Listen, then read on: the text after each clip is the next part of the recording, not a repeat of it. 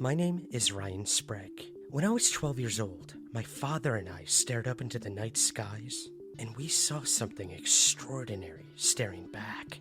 And whatever it was sent me on a search to find answers to the UFO phenomenon and beyond. And that search continues somewhere in the skies.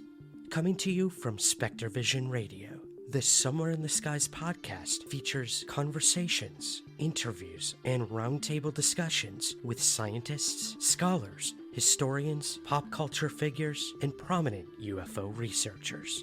We also hear directly from you, the listeners, about your personal UFO sightings and encounters. Lastly, we bring you fascinating and engaging case histories. Each week is something different and truly unique. Somewhere in the Skies doesn't seek to just entertain. We seek the truth. We bring new questions and theories to the table. We bring new voices to the discussion. And we attempt to possibly find some answers to those mysteries that lay somewhere in the skies. New episodes are every Monday through Spectre Vision Radio on Spotify, Apple, or wherever you get your podcasts.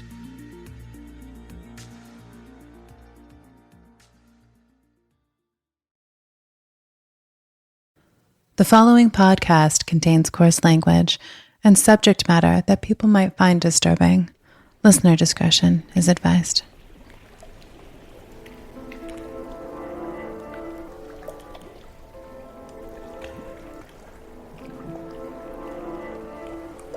The war inside your head is strong.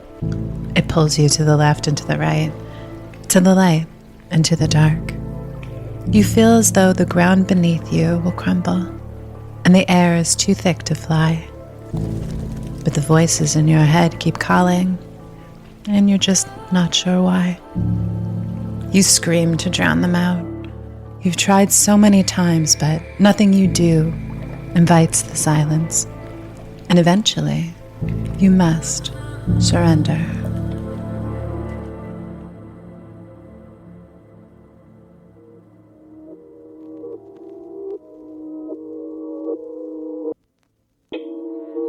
Welcome to the world beyond the veil. This is Geist.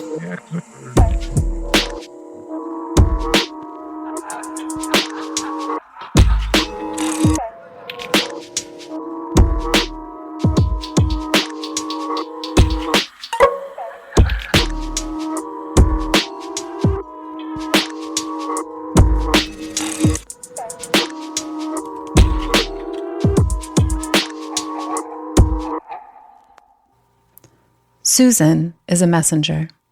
She realized that she's able to relay messages from those that have passed on.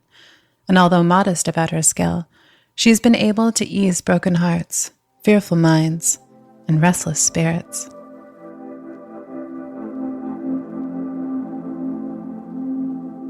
Well, I guess I can't even remember how long ago it was, but I was very young, and I always felt that there was always something around me, and especially at night when it was really quiet, I would see shadows, and they would walk past my door.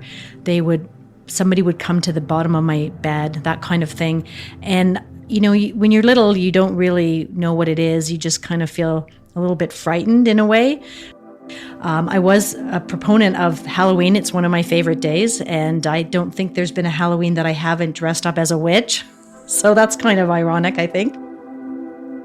And I know that when we used to go up to our cottage in the middle of the night, I would always, you'd have to go to the washroom. I would not want to get out of bed. I would be absolutely terrified because I would hear or see things in the corner of my eye, and that, you never really knew quite what it was. It was almost like I could predict something. I would know that something was happening, and there would be some kind of message that somebody needed to have. And I always pushed it away because I didn't really want people to think that I was strange or crazy. And so I never really addressed any of that. She has often wondered if a near-death experience when she was young triggered it all. near drowning when I was 13. And I don't know if that has anything to do with it or not, but I was swimming by myself, and it was a dog actually that almost drowned me. It wasn't the dog because the dog was a terrible dog, or it was just playing with me. It didn't really know that it was pushing me deeper and deeper. I went down, and I remember looking up, and I could see a really bright light. And I had this warm sensation come over me, and I could see this beautiful light. I felt warm, and I was in the middle of Lake Simcoe, which is very, very cold. All of a sudden, I felt like somebody pushed me right out of the water and over like somewhere shallower. And I started, coughing and I was breathing. But I was absolutely terrified until I felt that warmth come over me. But it wasn't my time, I guess. And I ended up getting out of the water, and, I think I learned never to swim alone. I remember them, everybody's always telling you never swim alone. Well, it was probably smart. So after that, I started really seeing things a lot more. I started feeling a lot more. And I started, there were some really crazy experiences that happened to me. Susan finds her messages are delivered to her in a specific way. So I often get visitations at night, and I find that people will come to me because in the middle of the night, you're relaxed, you're trying to sleep, and that's when people try to give me a message.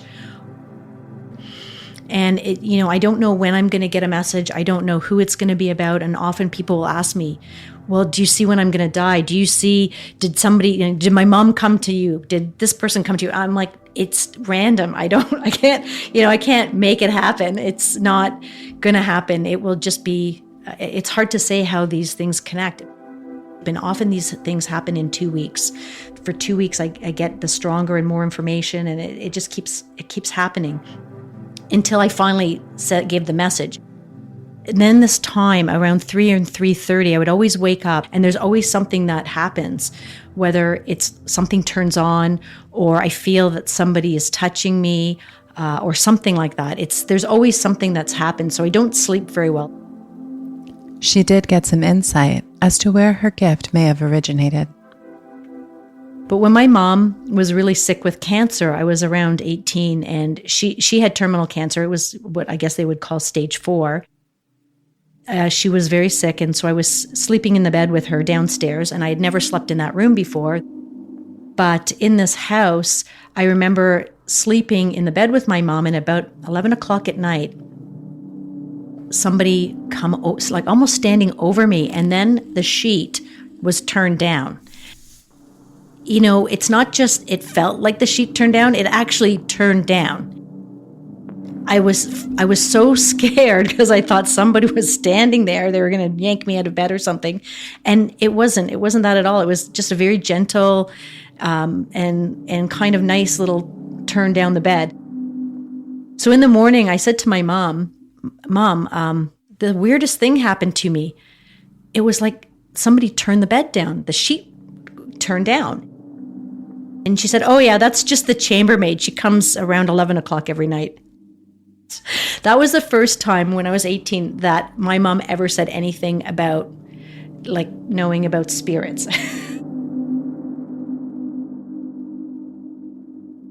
Messages didn't always come in a delicate form.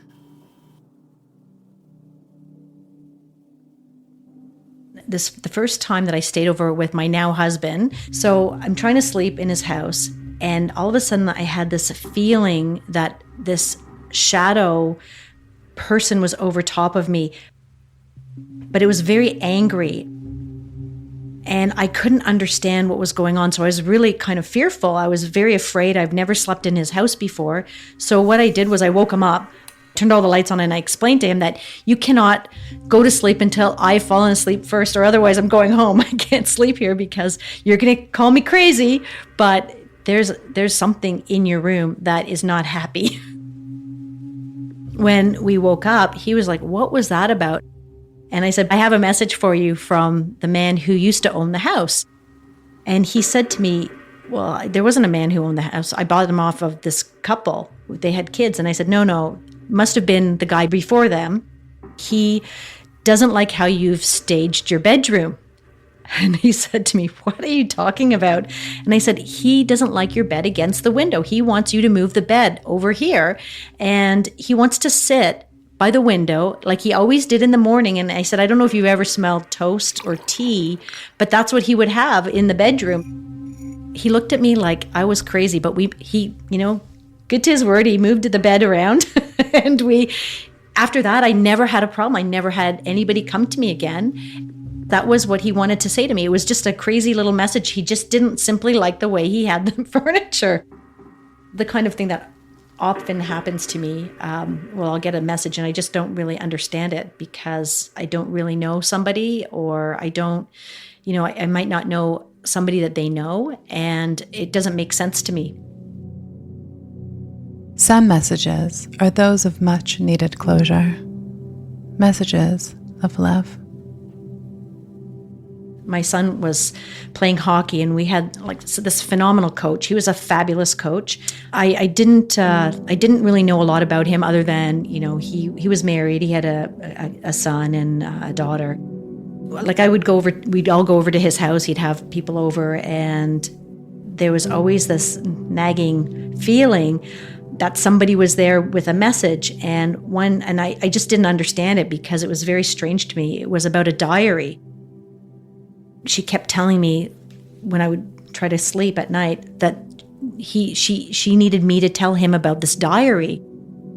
And so I saw her bedroom. I saw where she had put the diary, and these are the visions that I'm getting when I'm going to sleep. It had everything that he would need to know about, her death. And what was really sad was his daughter had committed suicide, which I had no knowledge of that. And he told me about his daughter's suicide, and I didn't know how to tell him that I do. Now I understand what the message is. And so finally, when he was telling me, I said, I have to tell you something. I have a message for you. And I told him the message, and he started crying, and he said, how do you know about the diary? Nobody but her mom and I know about the diary. She was a teenager. She had a lot of issues. She had a struggle with her mom, and that's really what it was about. It was about her mom. This diary was hidden, and there's one of two places she would hide the diary, and she wanted for him to get the diary so he could read it and then understand, because he was very lost and very sad about his daughter. The mother had taken the diary, and I said, well, it's because there was things in it about the mom, in it, not in a good way, and probably she was having a very hard time processing that, right? She loved you, and she really wants to let you know that, and that was the message that she had for you. Often when people commit suicide, we blame ourselves. We should have seen the signs or all of that, and we really, it's really not our fault, and I think that's really what she wanted to let him know. A year later, I was teaching at a college, and one of my students just chatting, and turns out she actually played in Mississauga, and she was around the same age that his daughter would be. So I said to her, you don't happen to know, and I gave her name. We started sobbing. She was very close to this girl. He told me about the mom and about the dad and the situation. But it just kind of, I guess, verified sort of what was said to me through the spirit world. When these kinds of things happen, it's really nice to have that validation or the verification of it. And it's one of those things that people have a hard time coming to grips with. And I was very happy to be able to give him some closure, some sense of, happiness, because he really thought it was him. Not all of the spirits that Susan encountered have messages. Some just want to be known. When she moved into a home with her family, those spirits took no time doing so. So my husband and I and our children, he has 2 and I have 2, we moved into the Kawartha house, I believe it was May of 2007. And the funny thing about that house was we had been driving by it a number of times, looking at it and just checking out the neighborhood. And it was one of those places that I'm not really a fan of the style of the house, but there was something about it that really attracted my attention. And the Kawartha house, we actually got a really great deal on it, or so I thought. Before we moved in, when we were looking at it, we didn't actually walk in the front door. We came in through the backyard because the people who owned the house were still living. They were still in the house. And so they just wanted a few more minutes to collect themselves before they left. And it was beautiful. When we were moving in, the people who were moving out, they were not in a good place. And they were very late in getting all their furnishings out. So we were waiting till about, I think it was like 8 o'clock or 9 o'clock at night. And as my husband, and he never told me this until after, that the teenage daughter who was passing him as we were coming and they were going, she said, "Enjoy the ghosts." So when we went in, I never really noticed, there was no feeling, I didn't think that there was anything unusual about the house at all. It was lovely. It was nicely decorated. It needed a few maybe tweaks for me, and so we loved it. Things started happening right away when we moved in. So there was no grace period. It was just right away that things started happening.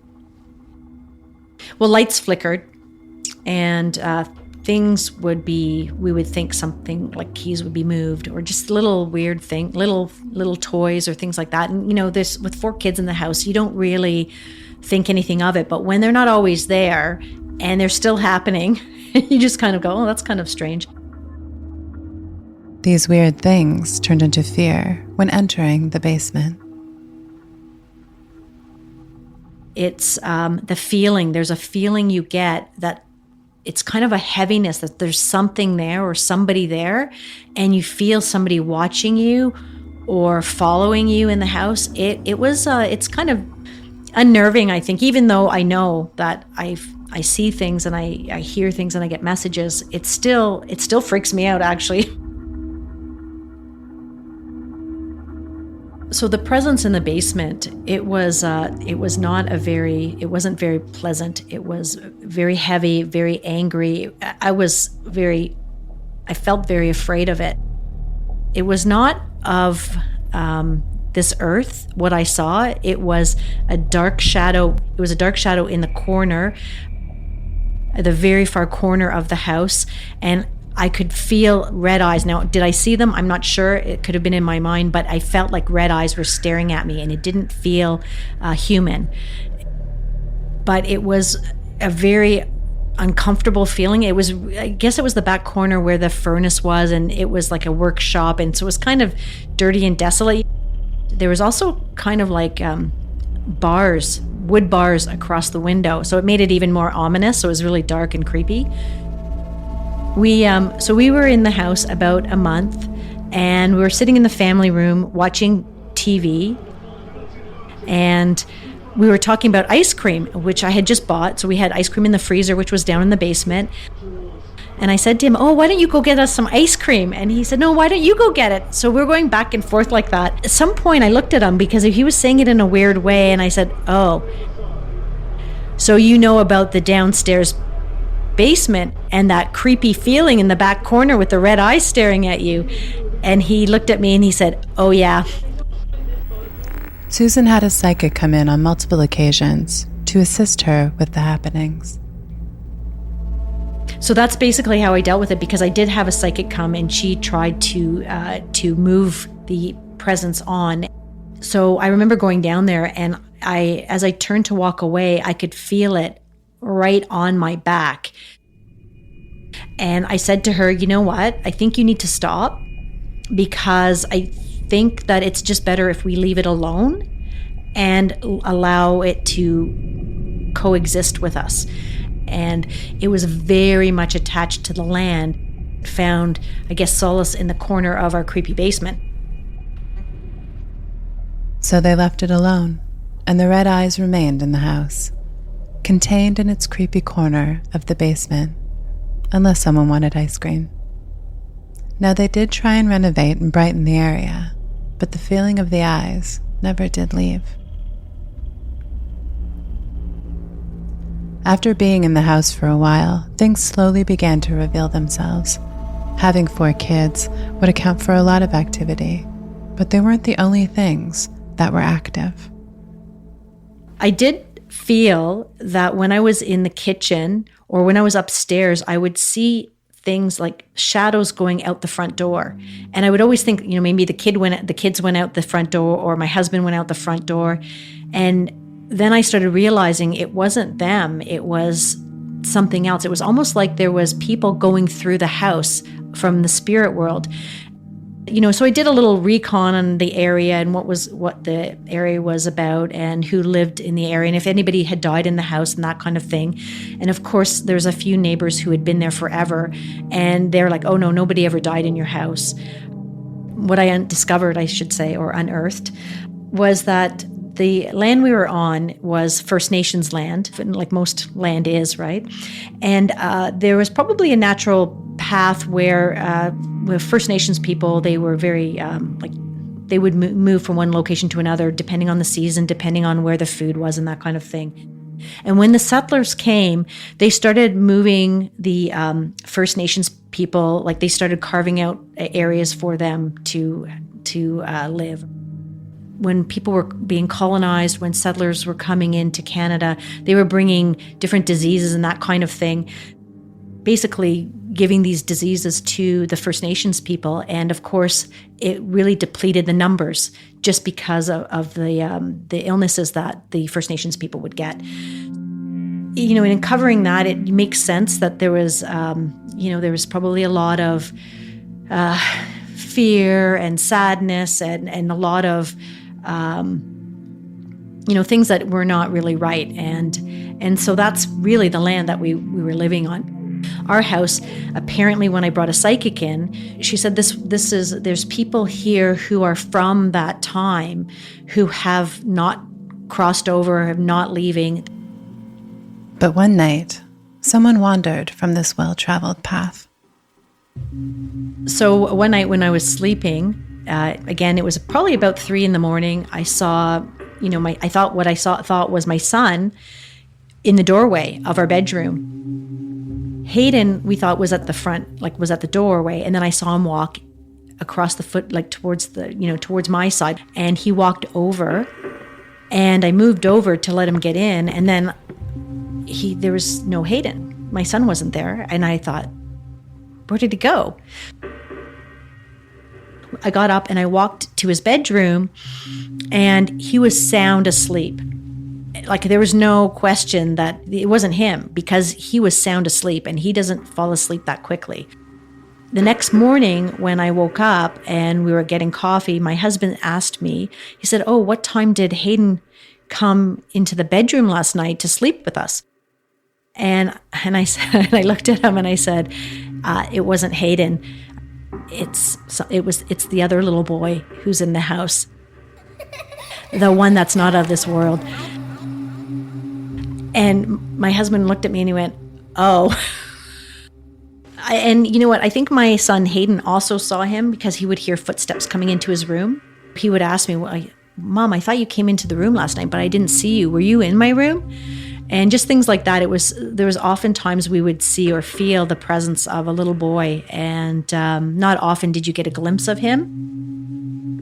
But when I had the psychic come in, she actually talked to him and got him to go to the light. And so she said that whoever was in the basement was holding him back. The house had what I would describe as a portal. And so you never knew who was coming in or what you were going to get. A spirit portal is any person, place, or object that acts as a channel for unrelated spiritual beings to travel to and from this physical realm we know as Earth. Generally, it was just a feeling you would feel like when you would go down into the basement, there was something, there was some energy there. And it was confirmed when I had the psychic. She said there's a portal, and she showed me where the portal was, and she used her divining rods, and they were going crazy. And she said, this is a very active portal. Divining or dowsing rods have been used for centuries by people that are trying to tap into energy emitted by certain objects, and they're often used in paranormal investigations. And she couldn't close it. She said, you need we need probably a group of women, people who can, like psychics who can come in and form a circle and like close this down, because she said it's just too powerful. And it's probably been here for a while. So that's kind of, it's nice when somebody can confirm that, okay, it is a portal. Why did I think that? I don't know. I don't really know why I thought that it was, but and I didn't tell her there's a portal. She said, you have a portal. Susan had further confirmation of this portal. My stepdaughter was staying with us. She was living with us for a couple months, and we had changed the downstairs family room into her bedroom. And I thought she came home one night with her friend, because I could hear people like chit-chatting down in the kitchen. And that's basically where the portal was. But it didn't occur to me that maybe it was somebody coming through the portal, because generally when somebody came through the portal, they just came through it. They would walk through it, not necessarily stop and have a conversation, right? And so I'm messaging her and asking her, are you downstairs? Did you come home? And so finally she messaged me back and said, no, I'm not home. And I went, oh my God, because then I started realizing I'm hearing children, and it's women with children. And they're not speaking, they're speaking in a different language, which I would say is probably First Nations, only because I know lots of people who are Indigenous. So that's exactly what it sounded like. And I realized they were walking through the house. They were just passing through. It would probably have been a normal thing that they would have come through this way. And so I felt a lot better, because at first it was really kind of scary. I thought somebody was in the house. And then further validation. One of the things that happened was my husband's mom took very ill, and so we brought her to our house, and of course we converted a different section of our downstairs for her to have a bedroom. And she was staying with us for about, I want to say 2 weeks, let's call it 2 weeks, and there were some really unusual things that were happening. Because of her mother-in-law's medical condition, Susan bought a monitor so she could watch over. So my girlfriend said, get a camera, get one of those cameras that you can go to Costco and pick up and just put it inside, and then you can watch it on your phone. And then one night, again, I don't really sleep a lot at night. It was about 2 a.m, and I'm up all night because I really don't think I slept for the whole 5 months that she was with us. And so I've got the camera up, situated, so you can see down the hallway, you can see the living room, the dining room, so the whole main floor almost you can see with this camera. And so I turn it on because I can hear her walking around, and I want to make sure she's okay. So I turn on the camera. This is the first time I've now turned on this camera at night. And all I can see is it looks like it's a rainstorm of orbs in my living room and dining room. So, and of course, it's also shining down towards where the portal is, right? Because it's capturing all that area. So all of a sudden, I see this white light. This is no piece of dust. It literally zooms past the camera. It does a 360. It turns around and it comes right up to the camera, and it starts like nodding back and forth, like it's looking at me. And it's acknowledging me, and I threw my phone. I went, "Oh my God! This whatever that is can see me." It's like, it scared me. I turned up the phone back on and went, "Oh my God!" And it was crazy what I was watching. And dust doesn't go upside down and from floor to ceiling. I mean, it looked like there was 50 to 100 orbs at any given time, and I have to tell you, it was kind of frightening, because now I'm realizing there's a heck of a lot more activity in my house than I even realized. So now it's like, yeah, time to sell. So the last weekend that we were at the house in Carruthers, I was very relieved actually that we were moving out. I have a friend who's a paranormal investigator, and he actually came in to do an investigation in the house. The things that he was capturing were so unbelievable. And so he was saying to me, like, there's some really unusual, like, heat signatures of people laying on my son's bed and sitting up and then disappearing. He was asking questions. They were saying things like, they said my son's name. They even got, "That's the portal." Well, time to move on. And that's kind of how we ended our experience with that house.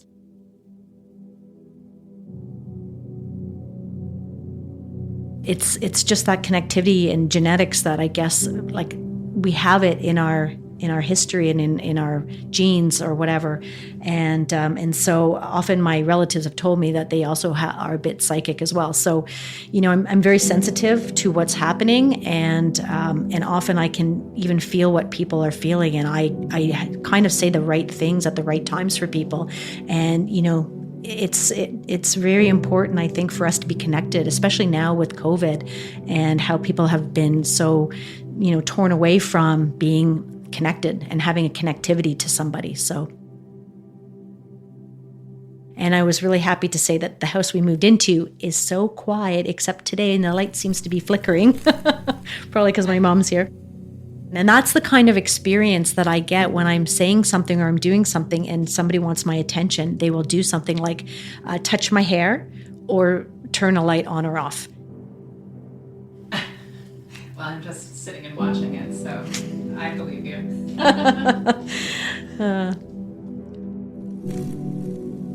Throughout this interview, I watched the lights in the hallway turn on and off. That was a message from me. Someone was trying to get my attention for a very specific reason, and I believe they used Susan to get to me. So this is for you, Clarkson, wherever you are. Special thanks goes to Susan for sharing her story. If you have a sec, please subscribe, rate, and review us wherever you listen to your podcasts. It would mean a lot to us. Story submissions can be sent to hello.geist.podcast@gmail.com. Geist is written and directed by Danielle Matar. Original score and sounds by Beau Jensen. Episode mixed and mastered by Esker. Geist logo is by Jake Carruthers. Follow us on all social media platforms at Geist_podcast. Thank you so much for listening. And until next time, sleep tight. Now receiving frequency transmission.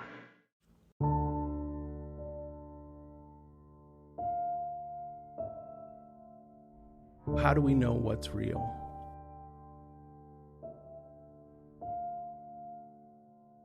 There's so many things that are unknown in this universe that I'm thankful I don't know the answers to.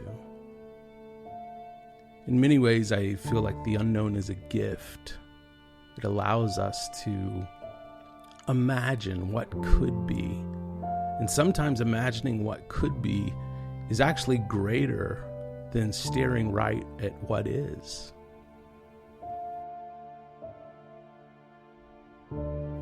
Our brains try so hard to manufacture certainty, and in our attempts to manufacture certainty, I think we get stuck, and that causes us often to ignore what is real for one person, which may be completely unreal for someone else.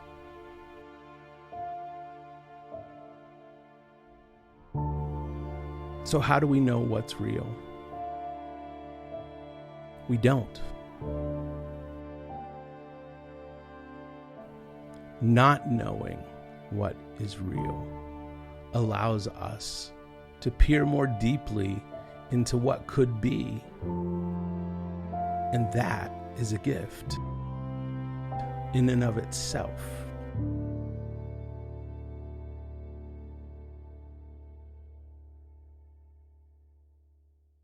Transmission complete. Stay tuned to Spectrovision Radio. Stay. Stay.